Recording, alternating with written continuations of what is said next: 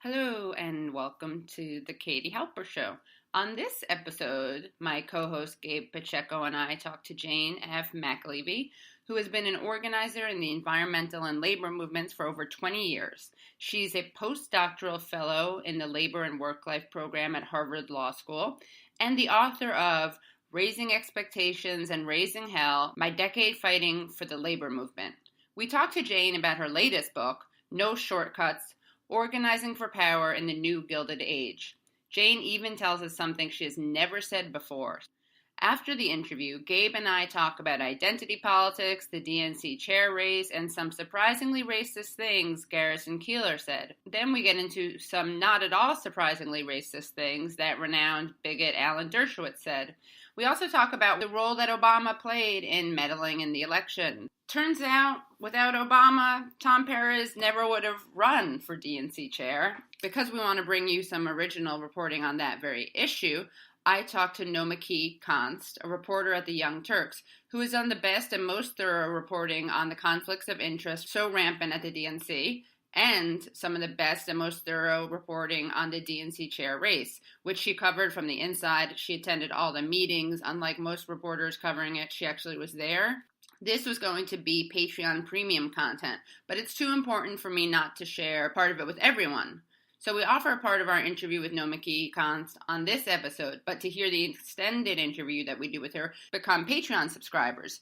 To do that, you just go to patreon.com/The Katie Halper Show. Again, that's patreon.com/The Katie Halper Show. Please rate and review us on iTunes, and major shout out to Kathleen Hancock, an amazing fan who answered the call I put out on Twitter and Facebook, asking for a bumper we could use at the beginning and end of our videos that we occasionally make out of our shows. She's extremely talented and donated her talent and time, and we're so grateful. We love our fans, and if anyone wants to tweet their favorite quotes from any episode or turn them into a meme for Instagram, that would be amazing. We're also looking for a new theme song. And if you ever want to reach us or suggest a guest, ask us a question, suggest one of the worst tweets or best tweets that we should be reading, an article you'd like us to analyze, just tweet and use the hashtag KTHelpShow, KT, as in the letters K and T, not Katie. That's KTHalpShow. And that way we'll be able to keep track of your responses. Thanks so much, and see you next week. And now, without further ado, is Jane McAlevey talking to us about all the great ideas and insights from her latest book, No Shortcuts, Organizing for Power in the New Gilded Age. First of all, thank you for reaching out to me to chat. And second of all, the thing about how to engage right now, here's what I think the challenge is. Like if you, and I'm sure you are, and I'm sure your listeners are, sort of like buzzed by all the different various things that are going on, right? There's like a slew of activities. Protest this, go to that, call that one, indivisible, go to attack your congressperson in their interim, go to the home thing. It's like this endless, and then I keep hearing about these interesting meetings that Indivisible's organizing, whatever. So there's like a rush of stuff happening right now. A flurry of Facebook invites. It's a heady time. Yeah. There's a flurry of Facebook invites, and meanwhile, the only reason that we're sort of still standing and not totally freaked out by the flurry of Facebook stuff is because, thankfully, the regime there is having a little hard time getting its stability, focused, which is a good thing for all of us. But I think a lot of what people are doing is like super well intentioned, but a lot of it needs a big, serious redirect. And that's, I think, what I'm worried about is that there's a tendency for us to love sort of disruption and protest. By the way, I love both of those things. Spend a lot of my life doing them. But the difference is that I also spend a lot of my life doing things that are far less fun, and maybe in the moment don't feel as good, like but that are really, really, really urgent. Like actually running people for local office, whether it's taking over local union branches, which I consider a form of local office, or taking over school boards, or in my neighborhood, working with a whole bunch of neighbors to in 2015 unelect and run a whole new slate of people for like teeny little local government in my neighborhood. And then, showing up at your neighborhood meetings, going to your town council, your city council, whatever. Like, I feel like there's a lot of stuff that we have to do that is both less sexy, less fun, and, fun matters, right? Like, fun has to be a part of our work, but there's a whole bunch of stuff that we have to do that is either counterintuitive or just difficult. And it is best done in a solidaristic way with our neighbors and friends, right? Like, 'cause it's all about collective action. The sort of long-term issue we've had is that the right is very, very good at focusing on both creating a bench and seizing local power at the very local level. And we're just terrible at it as a movement. So, that's like in the big picture. And in the narrow confines of like people who are like involved in, trade unions or labor, or if they're a member of, a union, I'm increasingly saying, like, I used to run around and say, like, look, we have to occupy bridges, by the way, we have to occupy, you heard me say bridges, like things that actually shut things down as opposed to parks. I'm getting cynical about parks right now, but like I was involved in one of only two actions that shut down the Bay Bridge in the Bay Area, right, 100 years ago. ACT UP did it once, and then we did it in their first Bush's war.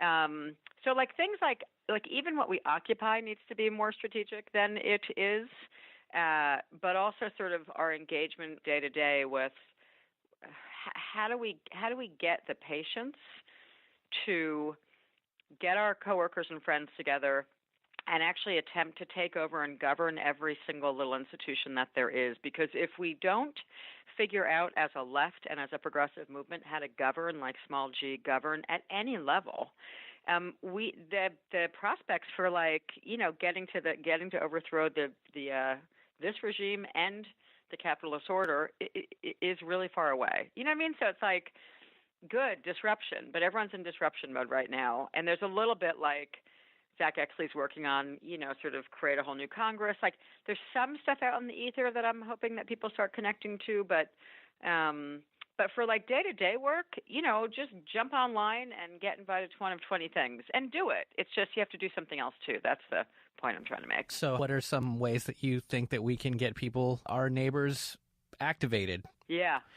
Knock on their doors, for starters. Like part of what I think is so important about the work, and it's part of the distinction I'm trying to argue for in the new book and No Shortcuts, is that organizing fundamentally, like one of the concepts to me that's really core behind organizing, that's really distinct from mobilizing, is that you have to wake up every morning with an intention to spend most of your day engaging people who never talk to you, who are not in your Facebook feed, and who are not in your Twitter feed. Oh, so this is a very anti-techno-utopian look at organizing. Like instead of finding a community of like-minded friends in my own Facebook feed rabbit hole, I have to go and talk to strangers and find commonality with them in the streets among different ages, genders. And it's really not as fun, is it?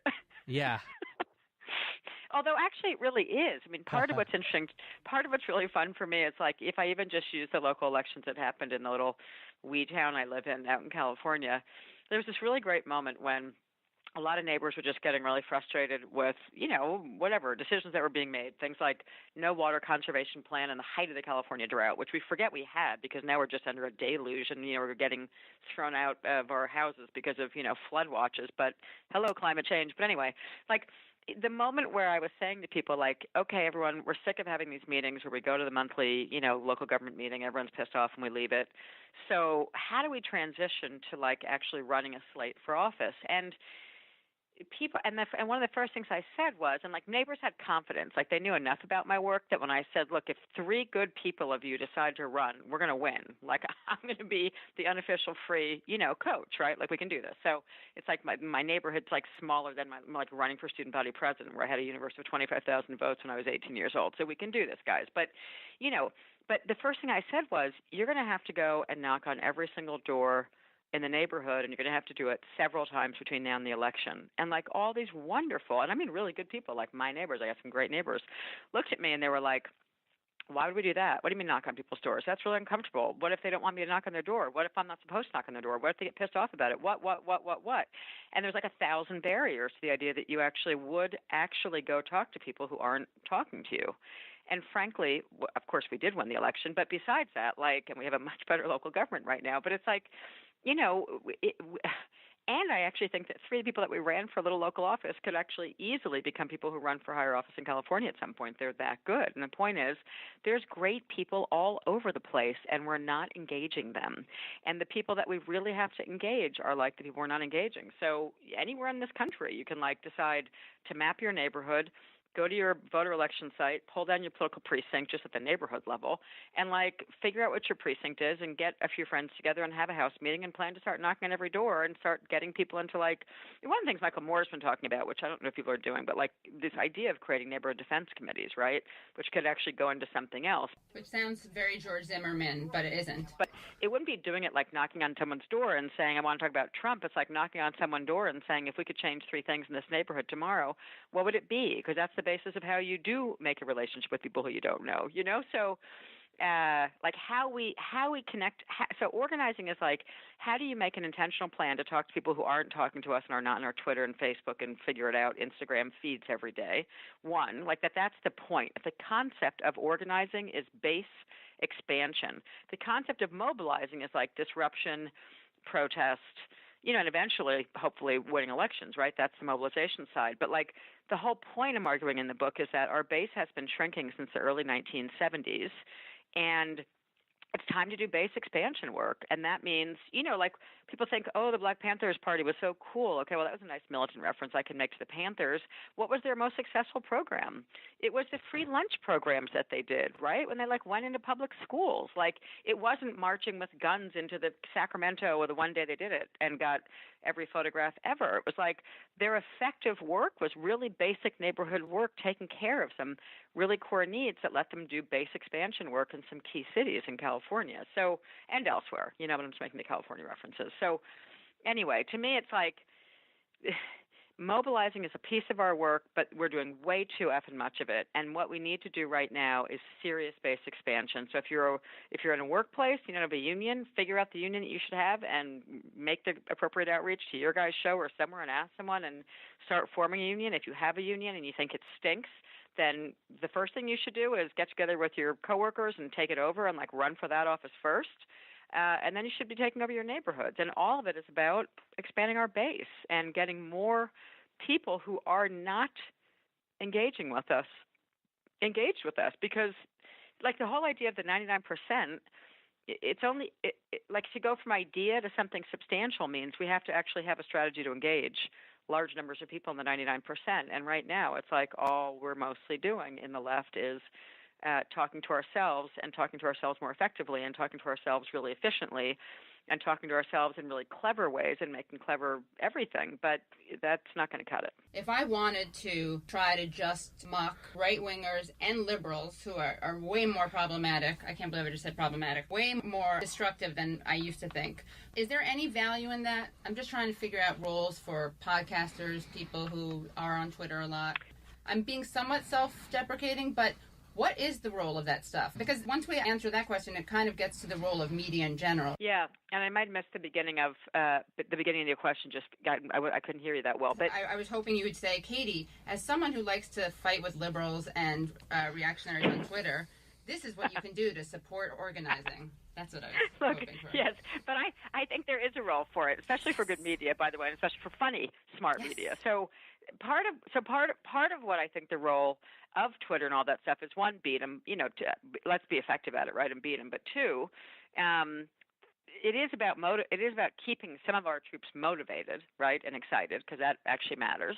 People have to stay motivated. And I wind up watching way more comedy right now than I ever have in my entire life, because at the end of a long day of dealing with what the hell is going on, today it's oh great, they're going to rip up all the stroll streams and then just pave every stream in America. That's what I wake up to this morning, right? So every day there's crazy news. So I do think that there's definitely a role for alternative media and podcasts, et cetera.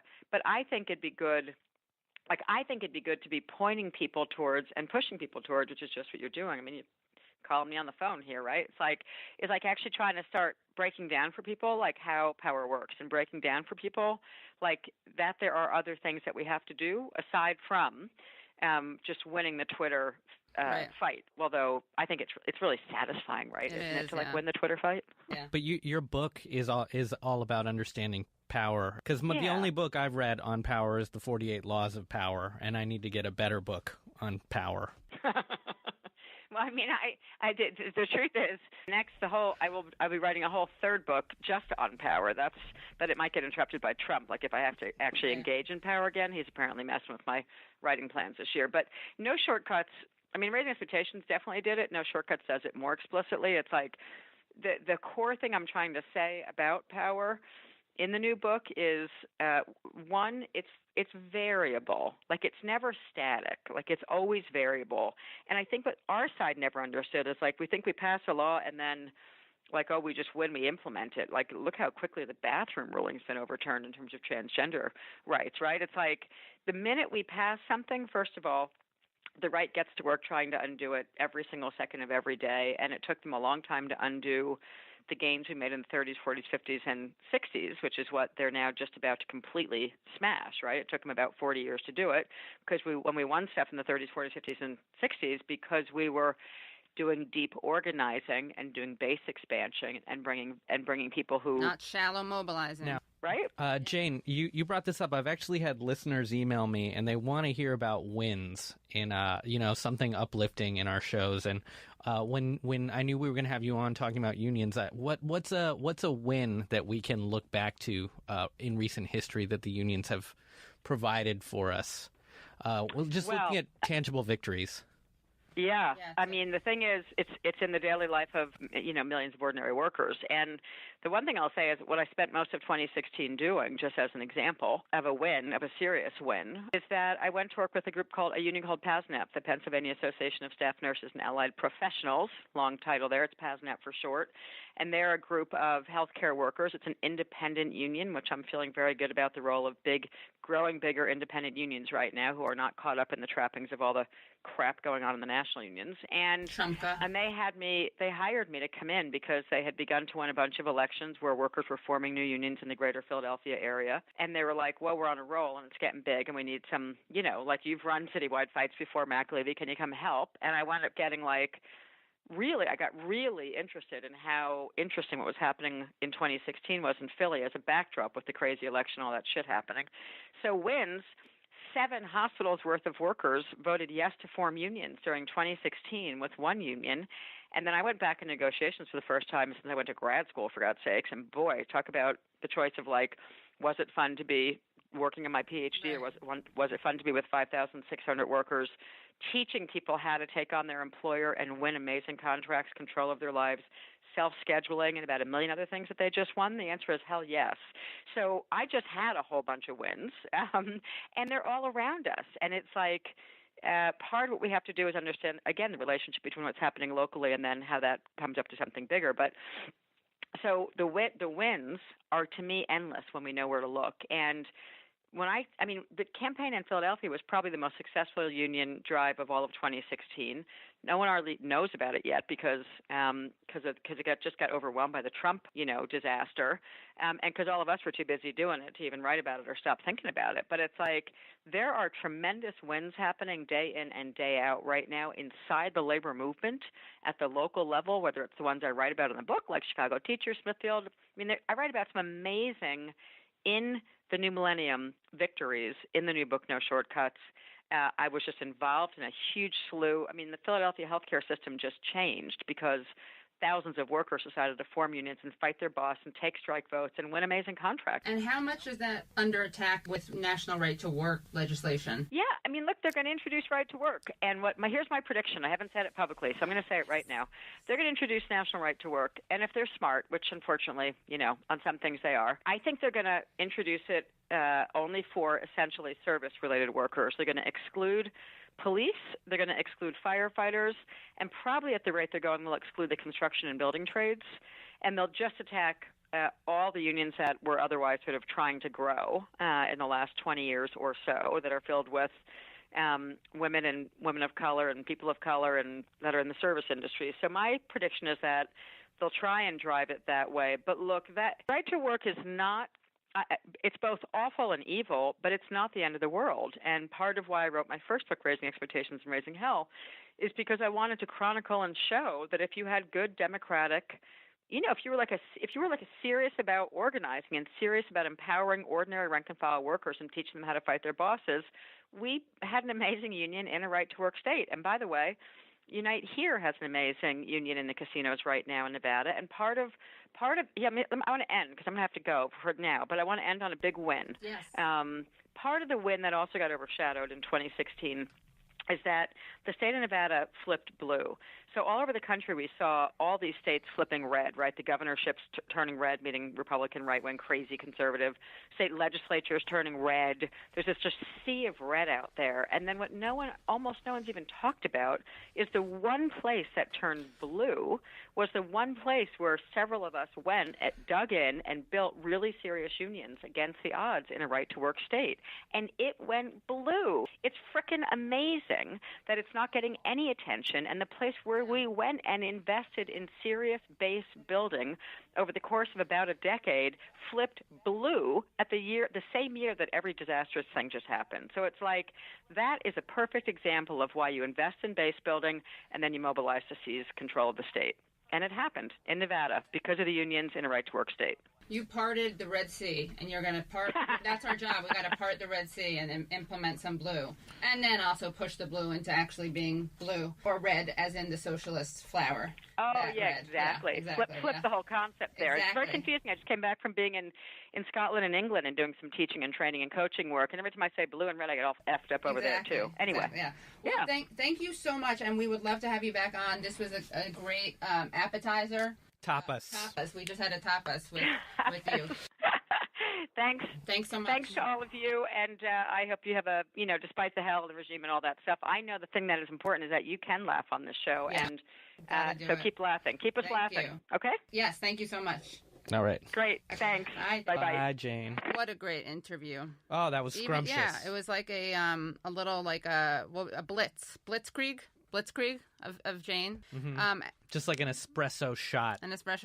Or an epi. Maybe I don't. Gabe, you've opened up on the show about your familiarity with EpiPens. Always talking about my health issues on the show. So without asking me before you disclose. But you already disclosed it. My anaphylactic shock.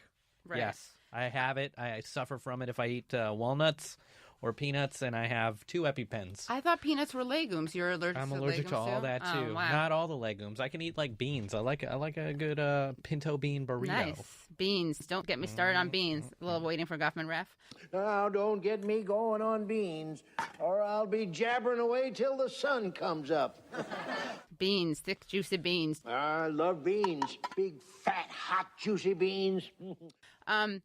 But, I was going to say, now that I've got your ear, there is a story I wouldn't mind sharing with you. Maybe she's more like not just a shot of espresso, but maybe an EpiPen. It's a tall tale that grows taller with each passing year. It's the story of blame. Maybe she's really reviving democracy, our lives. Can't have a strong democracy without an educated workforce. Exactly. It's got, and benefits. Organized. Right, exactly. And just her telling us this is, empowering. So, let's see. A lot going on. What do you think? You followed the DNC election at all? We got Tom Perez beating super Keith excited. Ellison. First Latino DNC chair. Yeah. Yep.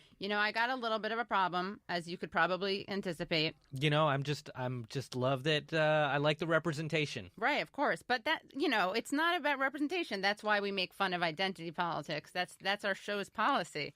But, wouldn't you, as someone who, aren't you into black Muslim representation, even though you're neither one? They're great too, Right. It's not my tribe. Right.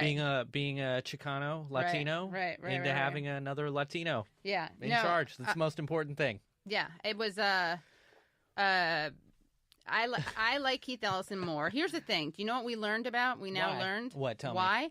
Yeah.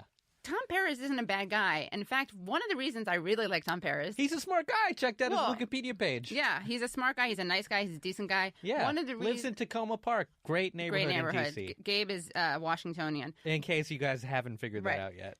One of the reasons that I really like him, actually, is because, well, there are two things. One is that he said, while he was campaigning in Kansas, he said, Bernie, the election was rigged during the primaries against Bernie, and we can't let that happen again. Yes. And recently you said that the primary was rigged against Bernie Sanders. And then, of course, he had to walk it back. Later the same day, you said you misspoke when you made those comments. It wasn't a good look for someone admitting that the DNC had done that, although it endeared him to, he should have said that more. It would have endeared him to, endeared him more to the people who are now angry he won.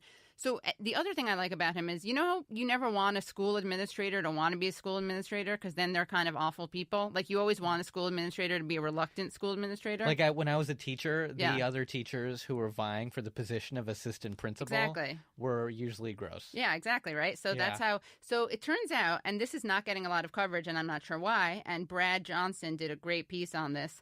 It turns out that President Obama, is the one who nudged. Barrio was pushing him. Barrio pushed into the spotlight, into running. It was his idea, and he also. So it was rigged. That's the irony, right? We had Tom Perez saying that we shouldn't rig the primaries. Then he had to walk it back, and then we have Obama kind of rigging it because he didn't just tell him to run, which he obviously didn't reveal. But that's one level of intervention. He also made phone calls on his behalf. And we knew that Eric Holder and Joe Biden had endorsed Tom Perez. Those are some big guns. They're some big guns, right? Oh, don't say guns in front of as if he's here. Eric Holder. What's that controversy about gun running in Mexico? I can't remember what it's called. It's something I don't. Yeah, exactly. I don't have my laptop in front of me. No. Oh, burn, because I do. Okay. So Brad Johnson, friend of the show, right? We love Brad. We call him Rain Man, climatologist. He has a great piece at Hill Heat. If you go to hillheat.com, it's a science policy legislation action site. And his piece is titled, Ex-President Barack Obama Orchestrated Perez DNC Chair Victory. And basically he cites this article at Politico, which is, because it's Politico, I'm not exaggerating this, it actually manages to make the story, which should be about Obama intervening in the election of the DNC chair, they managed to make the story about Bernie's failures. It's really, it's just like you can't make this stuff up. I'm going to quote what Edward Isaac Dovere in the Politico piece, and it says that the distaste for Ellison's approach and profile helped push former President Barack Obama to urge Perez into the race and continue the support all the way through. He called DNC members himself and had aides, including confidant Valerie Jarrett, former political director David Simas, and his White House director of political engagement, Paulette Aniskoff, working members by phone through the votes on Saturday afternoon. Former Vice President Joe Biden, who officially endorsed Perez, also worked the phones with members. Obama and Biden made a 4-point pitch, according to a person familiar with the call strategy. Perez's unimpeachable progressive credentials at the Justice and Labor Departments, his ability to bring people together, his management skills, and how he was one of the stars of the Obama administration. Okay, so I don't really blame Perez. He was forced into it. He wasn't forced, but he seems like a better guy. Here's my problem with what went down. Ready? First of all, there are some differences. Keith Ellison's background is much more grassroots, and I think oh my God, if we want to have a motivating DNC chair, if you put Keith Ellison talking back to back with Tom Perez, it is night and day. Perez, and this endeared him to me, he literally had no voice when they had that DNC debate that was on television last week. Yeah.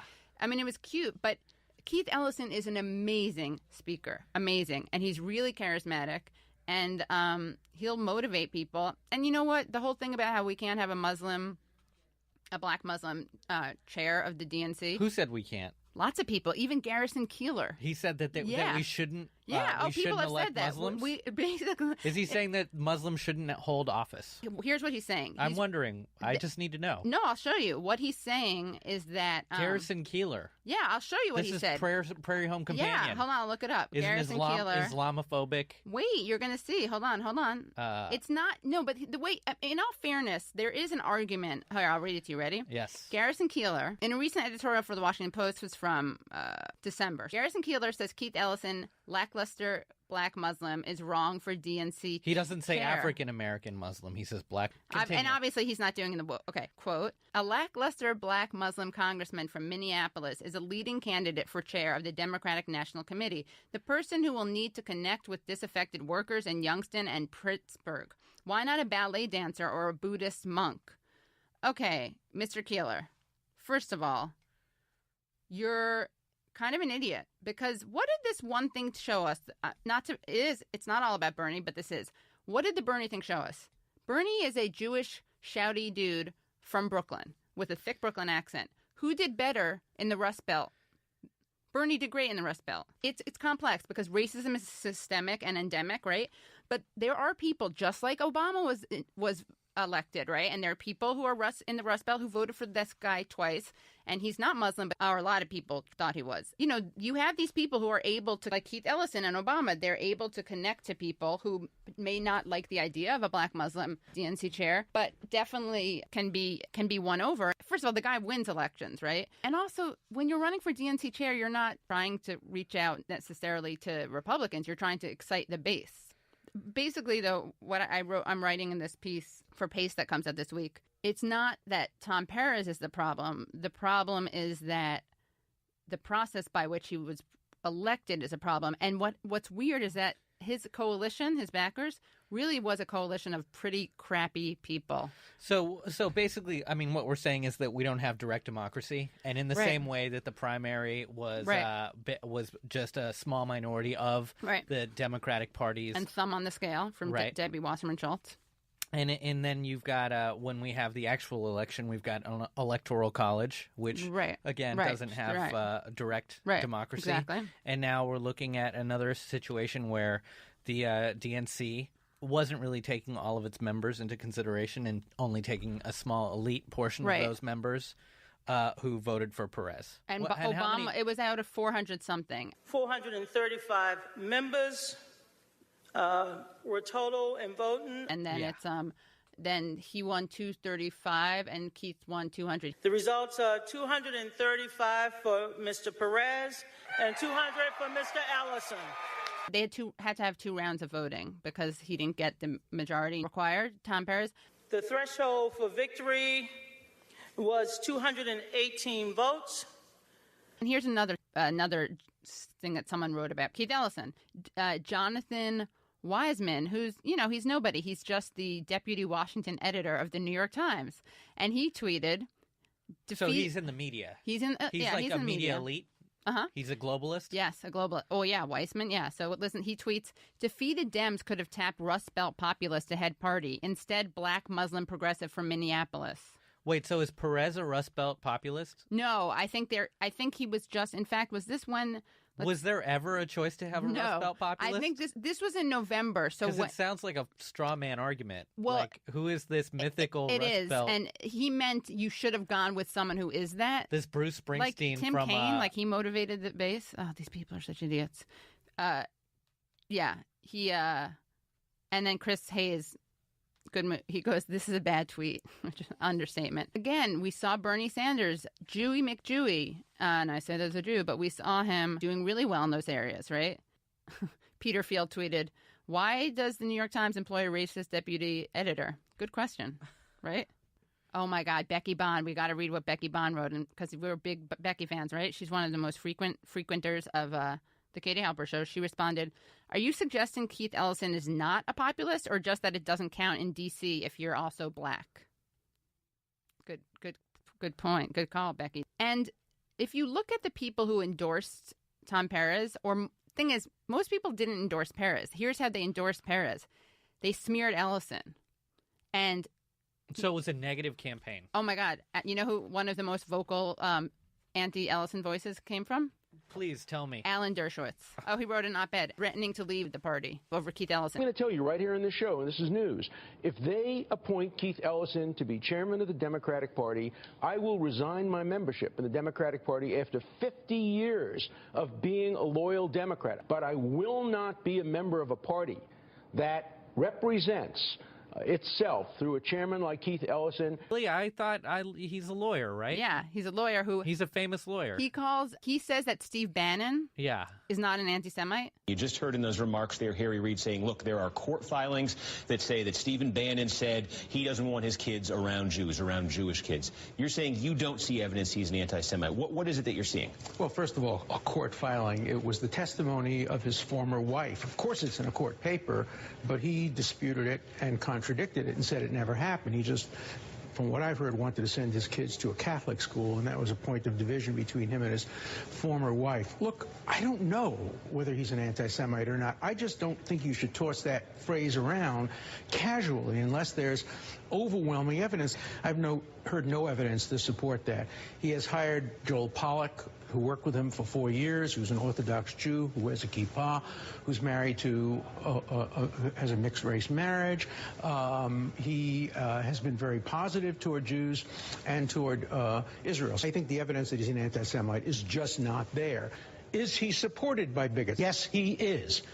But to show you an analogy, if Keith Ellison were to be appointed the head of the Democratic National Committee, Hamas would support it, would cheer and yell. Many of his supporters hate Jews. Many of the people who would applaud his nomination. But he does think that Desmond Tutu and Stephen Hawking and Doctors Without Borders and Black Lives Matter are all anti-Semitic. Take, for example, Black Lives Matter. I love the concept of Black Lives Matter, but they have become anti-Semitic. And Jimmy Carter. Why are they anti-Semitic?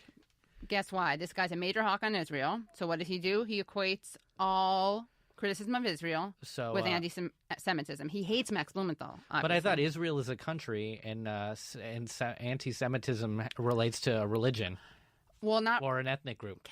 Yes, exactly. And, of course, a big anti-Semitic stereotype is that all Jews have this primary loyalty to Israel, right? Like, no, I watched this Vice documentary about these ultra-Orthodox Hasidim. Who don't like Israel, They don't like Israel at all. For religious reasons, right? And it's messing up the Messiah narrative or something? Yeah, mainstream. Well, no, because there are two laws that no killing and no stealing.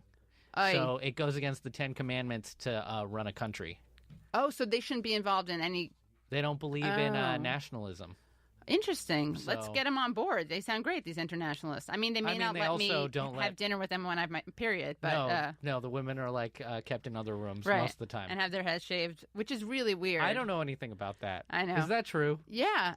A lot of them do. Yeah, you can see that they're wearing wigs. I'm going to watch some YouTube clips later. Yeah, we should. We got to educate people. But so here's the people who are backing Perez, right? Yeah. Barack Obama, who's being a little... Can I say that about him? Especially because he's not president. You can say that, but I'm not going to say that about him. No, you're not co-signing it. He's hanging out with the Virgin Airlines dude. And Branson. Skydiving. He's having a great time. Skydiving, right? That's what he was doing? Yeah, I think so. Probably wind sailing, too. Well, the problem with Perez is winning. And in all fairness, Perez did make him deputy chair. Thank you so much.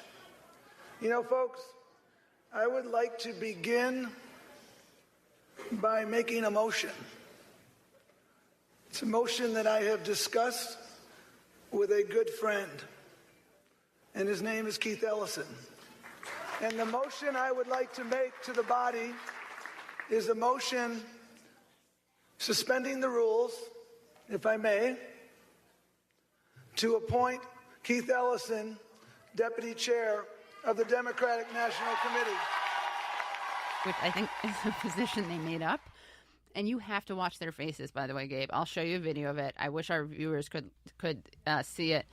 When I actually did one of those Curb Your Enthusiasm, zoom in on the person's face. I did one of those with Perez when Donna Brazile announced that he had won. Yeah. Keith Ellison and Perez were both really looked so depressed because they both kind of realized wow, the Democrats are stupid and Keith's way better for this job. So the people who are pushing for Perez by virtue of smearing Keith Ellison were the following: Alan Dershowitz, other Islamophobes who were making phone calls. The American Jewish Congress were sending emails about this to people who are on the committee of 400 something people voting. And then we have, as we know, LBO, Obama.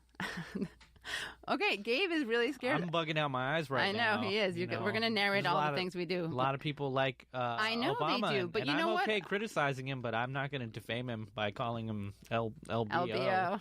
Not, move over LBJ. I'm more another critical LB. of his drone policy. Oh, of course. And his mass deportations. Of course, but I have to say on a purely kind of superficial personal level, I was really kind of disgusted that he would do this, that he's so invested in not letting, because Keith Ellison symbolized for people the Bernie Sanders wing of the party, right? I know, but Bernie lost. Get over it. Is everything stop. on my Facebook feed says all day long.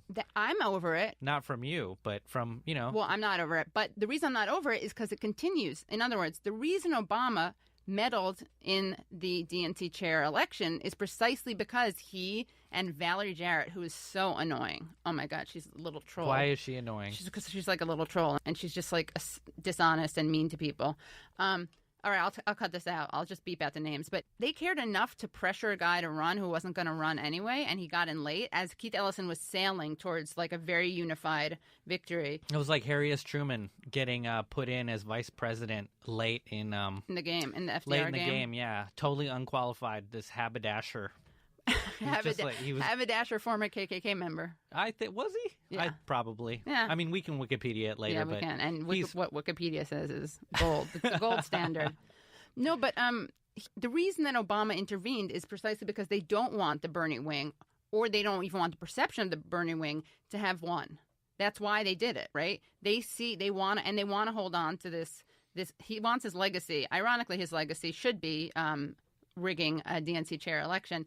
But the people who I find most objectionable, who were pushing for Perez over Ellison, were the people who made the following argument. They're the same. Perez is just as progressive as Ellison. They said they're both establishment candidates and they're equally progressive. Right. That's what my Facebook feed says. And I don't feed the trolls. Well, here's the thing. If that's true, which it's not totally true because grassroots approach versus Obama admin approach, if that's true, then the obvious choice is you go with Ellison, because all these people and by the way, most Clinton people, I'm talking John Lewis, Gloria Steinem, Tammy Duckworth, Randy Weingarten from the Teachers Union. Yep. She was so invested in Hillary that she tried to get Hillary's name written into the Democratic platform, okay? And everyone was like, are you crazy? And it didn't happen. The point is, Saunders, the head of AFSCME, the point is all these people who were Clinton people moved over because they realized, look, Chuck Schumer, when you have from Schumer to Sanders, that's a pretty unified coalition. That's a pretty broad coalition, right? Mm-hmm. So the people, big tent, which God forbid we have. The people who didn't want Ellison were fringe. And my favorite argument that they made was that they were the same, which is not true. But for argument's sake, let's say, yeah, they are the same, right? You have, according to these people who are kind of hardcore Clintonites, they're not even normal Clintonites because the normal Clintonites went over to Ellison. According to the hardcore Clintonites, these people claim to care about identity politics, and they also are very mad at Bernie people for what they see as giving a victory to Trump, which they didn't do, right? We didn't do. But if you care about winning elections, right? No, you have to blame Gary Johnson and Jill Stein. Jill Stein, right. They do that too. If you care about winning elections, right, and you think that there's a bunch of bratty, as they call it, self-indulgent, petulant, bratty, stubborn, privileged people who practice purity politics. And witchcraft. You want these people not to leave the party, right? Sorry. You want to throw them a bone, give them an olive branch. Like, it makes absolutely no sense because where are the Clinton people, the hardcore Clintonites, going to go? Like, if we see this as hardcore Clintonites versus normal Clintonites and Bernieites, the hardcore people, unless they're going to leave for the Republican Party, and they should leave, good riddance. So it was basically a fuck you to all these progressives, and it was symbolic, so there was absolutely no reason to endorse Perez. And if they were smart about it, why do you think Chuck Schumer did it? You think Chuck Schumer prefers Ellison to Perez? No way. He did it because he knows it's good PR, and it's a good move, and it's good optics. He knows that these people who feel betrayed by the DNC would feel some gratitude or feel at least recognized by this party if he did that. So all these people... Oh, my God. And Al Giordano, I think I got to stop not talking about him. He calls it the Sanders. He likes referring to this newly discovered wing of the party, which is the Sanders-Schumer wing, which sounds a little anti-Semitic to me. You go with 2 Jewish senators, and it also has the added bonus of being SS. Okay. But yeah, I mean, I just think it happens to be that this coalition of Perez supporters, what should we call them, Perezcrats? I think they happen to be the most disingenuous people in the world, and they're the people that we need to kick out of the party. And they're the ones who oppose party unity, because if you want party unity, you do the thing that makes people who are threatening to leave the party happy, and not Alan Dershowitz, who also threatened to leave the party. Oh, yeah. What better endorsement could you have than Alan Dershowitz threatening to leave over Keith Ellison? If that didn't convince you, it's a win-win. We got Keith Ellison, and we get that guy out of the party. Who's settled in a case where he was accused of statutory rape, by the way, and who lies a lot. He was even busted lying about a plagiarism accusation. Like, he cited the MLA, the manual, whatever, some guide, style guide. Yeah. He lied in the way he cited them. He misquoted them. So if people are on the Patreon account, we'll post some hit pieces about Alan Dershowitz's spotty and shaky career. And you guys can indulge in that. Right. Hi, and welcome to the Katie Halper Show. Bonus content that is going to be so good, we can't just save it for people who subscribe to our Patreon. So we're going to give you some right here, and then we're going to add some even more for our subscribers. But I'm very happy to be talking to Nomiki Konst, a reporter who appears on CNN, CBS, all over the place. Now, the Young Turks is very lucky to have her as a reporter. Welcome. Thank you. Thanks for coming on. I am very lucky to be with the Young Turks. So, Nomi, you are one of the probably most relentless, intrepid reporters to cover the DNC chair election.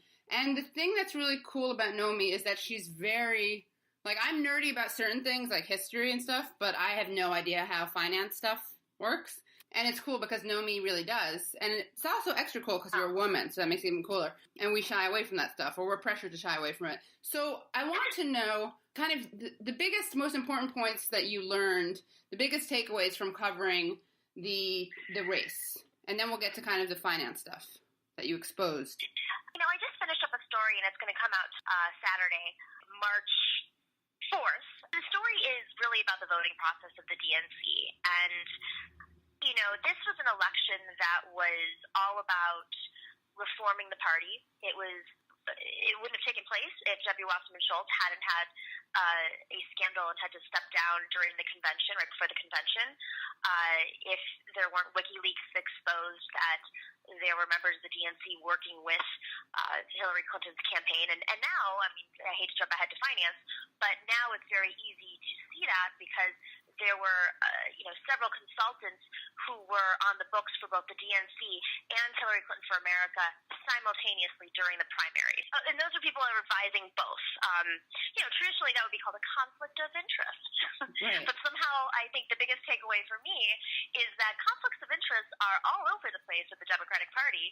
And the way that they conducted their vote really leads me to believe that this campaign, which they billed as the most transparent election in the history of the Democratic Party, was really more about rebranding the party as being transparent, but the voting was not done transparently, right. and you'll see that in my story. I didn't even know about that. I mean, I didn't know about all these consultants overlapping on both. Did that get a lot of coverage? And we're talking about the primary now, not the DNC chair race, which we'll get to in a second, but they're clearly related. Right. Did you cover that? Where can people find out more about that? I mean, that really comes out later in FEC filings, and that's sort of one of the tricks that consultants use. They even used it with the DNC chair race, that sometimes consultants don't get paid until the end of the month when the race is over. They don't bill all at the top, they bill all at the bottom, meaning like later on in the process. But actually for HFA, of course, is Hillary for America, which started its account in January of 2015, well before Secretary Clinton announced in June. The HFA was working with several of the largest consulting groups of the Democratic Party that work with the Democratic Party, and simultaneously. And that, the reality is that a lot of reporters don't know how to comb through FEC filings. Right. And it is a process. And I I happen to be someone who's kind of figured it out over time. There's lots of weird tricks, the way that they don't show up sometimes, contracts don't show up sometimes under expenditures or gifts. You have to kind of do the reverse lookup, and that's something I figured out over time. So what does that mean, the reverse lookup? So actually, I'll give you a really good example. Great. And this I did cover during the Hillary, the primary. Remember when the conversation about Hillary Clinton giving speeches all the way up until 2 weeks before she announced she was running for president, people were really like, why do you need to do that all the way up until you decided to run? Mm-hmm. Well, as I just mentioned, HFA had set up in January of 2015. So it officially launched, brought on consultants in January of 2015, and she didn't announce until June of 2015. Yet, she started lending her campaign money immediately after she announced. And when you looked at how much money, based on tax returns, she had made the previous year, the majority of the money, almost 90% of the money she had made, was off those speeches. So when the money wasn't coming into her account, the HFA account, at the rates I assume they were expecting, she started lending $250,000 to $300,000 a month to her campaign. Meaning the speeches, this is just connecting the dots, based on her income from the previous year, the speeches were essentially paying for her campaign. Complicated and wonky, sorry. No, it's good. I mean, we have to have people explain this. You talked about new branding, right? Rebranding of the DNC. And what's so fascinating to me, and I actually wrote a piece about this in Pace, what's really fascinating to me is that, oh, thank you. They didn't even rebrand it. Like, the rebranding would have been giving it, what would have been letting Keith Ellison win, right? That's the thing that progressives would have already been annoyed about. They would have been like, oh, this is the DNC co-opting the progressive wing, the progressive movement. But they didn't even do that. Obama, and we'll get into that in a second, and cares so much about their self-interest and their legacy and like not letting the Bernie wing of the party even seem to, on a symbolic level, win anything. I'm a little hesitant to use the term the Bernie Sanders wing of the party because Keith Ellison actually had, he definitely had all of the Bernie people. No Bernie people went to Tom Perez's race. Exactly. But he also had the support of, some of the quote-unquote establishment folks. The way that I broke down the race. Like Schumer, John Lewis, all the Hillary people, right? Schumer, John Lewis, Randy Weingarten, Dolores Huerta, Gloria Steinem, Tammy Duckworth, right? But when I say that, I don't mean, it's a bit complicated and meta, but I think it's important. Yeah. When I say the Bernie wing, and it's extremely important that we acknowledge that Keith had he had party unity behind him, right? And you had these fringe people who sabotaged it. But when I say that, I mean that I think that someone like John Lewis or Chuck Schumer, they realize it's politically expedient to embrace and invite in progressives who felt disaffected and disenchanted and betrayed by the DNC, right? But I think that when Obama rejected, when Obama, and we'll get into that in a second, when Obama goes in there and helps essentially rig it and meddle in the DNC chair, he, I think, sees it as a Bernie thing or as a non-Obama administration victory that he doesn't want to give it. Well, let's not forget that President Obama, he vocally, and members of his administration were vocally upset about Bernie Sanders criticizing him, after he took office and made some crucial mistakes, like bringing on, Tim Geithner to share the economic reform rather than someone like a Joe Stiglitz, who has, just as much knowledge, if not more knowledge, on how to transform an economy. So there's a real fundamental difference of understanding of how economics works, how progressivism works. President Obama was closing up to Michelle Rhee in charter schools. This is not the progressive that I think, he wants himself to be seen as historically, and Bernie Sanders is a thorn to him. He just, he can't shake off the guy. And not only that, Bernie Sanders is a reminder of the failures that Obama made overseeing the DNC. Like, 1,000 seats lost in 8 years. Right. That is the worst. The Democratic Party, just very, very quick, the Democratic Party is at its weakest point since 1920. Wow. And there's only one person who oversaw that party where the buck stopped at him, and that was President Obama. Right. And when President Obama, integrated OFA, which a lot of DNC members, this is the point that I'm trying to make about the establishment, most of the DNC members have a lot of complaints about OFA. Just so listeners know, that's Obama for America. Became for America and internalized within the DNC. Right. Yeah. They have a lot of complaints about the money going straight to the national level. And a lot of these DNC members who've been in their seats for decades, most of them have, a lot of them, yes, they voted for Hillary Clinton for a variety of reasons. Many are actually progressive. I think that there's a union wing within the Democratic Party that is incredibly powerful, vocal, and progressive and supported Keith Ellison. I think that there's a professional wing within the Democratic Party that relies on contracts. And these are the lobbyists. These are the people who have contracts with the Democratic Party. These are the ones who have been making money off of the last 8 years to 10 years off of Hillary Clinton and President Obama's presidential run. And they have been running the Democratic National Committee. They're all over the place when you look at the staffing of the DNC. So, President Obama pushing for Tom Perez was an opportunity for these consultants to go and support Tom Perez, which they did, by the way. They threw fundraisers for him. They, endorsed him. They really wanted him to stay in office so that the status quo could remain the same. I think the issue is that when the vote actually took place, and Tom Perez did not win overwhelmingly. He, I think, thought he was going to win on the first ballot. It lost by one vote. And then it went to the second ballot, and it was very clear that the remaining votes were going to go to Keith Ellison, and that's where the deal started to be made. President Obama and Vice President Biden, Valerie Jarrett, and other staffers were calling members that they thought that they could move on the floor. They were calling those members on the floor. And sorry, can you just explain to listeners, can you just put in the kind of chronological context? So you're saying that the first round, which was Saturday morning? By the time voting happened, it was noon. Okay, so there was all these speeches. Sure. So there's a noonish vote, right? And the majority required was 209. I can't remember. Sorry. 14.5. So it's based on how many DNC members are voting. Yeah. So 442 were voting that day either by proxy, meaning if they couldn't make it to Washington or to Atlanta, they had somebody there voting on their behalf with very specific instructions, or they were in the room. And the funny thing is, this is really important, the first ballot, there were 20 people that were not in the room that just decided they weren't going to vote. They didn't abstain, they just decided they weren't going to vote. And so the number was decreased, the threshold was decreased. So it was supposed to be 221.5 abroad. Those abroad have to vote, they have half a vote.